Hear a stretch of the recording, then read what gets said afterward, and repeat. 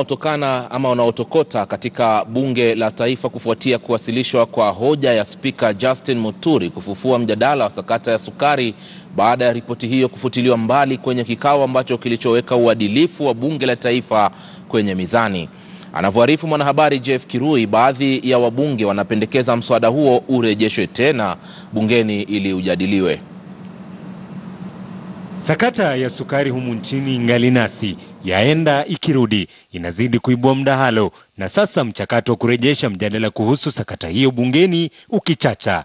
Mbunge wa Saboti Caleb Amisi akiwasilisha ombi kwa spika kwa mjadala huo urejeshwe bungeni na kamati ya dharura ibuniwe kufanya uchunguzi upya. Kenyans expect to know, is the sugar in the market safe for their consumption? That report did not indicate. Then, number two, who are these companies that are involved in contraband sugar? Number three, these people called Rai and the rest, they were interviewed, they appeared before the committee. Why are their names missing in the report? Whether they are guilty or not. We either bring that back report and amend it, or we do another ad hoc committee that can now look into the sugar issue. I think if they reintroduce the report as it is, for sure, again, I think it will meet the same fate. It is only fair if a fresh team was constituted by the Speaker and we have them again to look at the matter afresh. Baadhi ya wabunge wamekuwa kishinikiza kuwa watawasilisha hoja kwa Speaker kutumia mamlaka yake na ripoti iliyofutiliwa mbali rejeshwe bungeni kujadiliwa tena.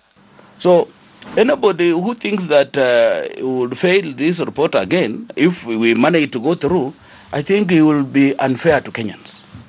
It is just a waste of time because they will end up the same purpose.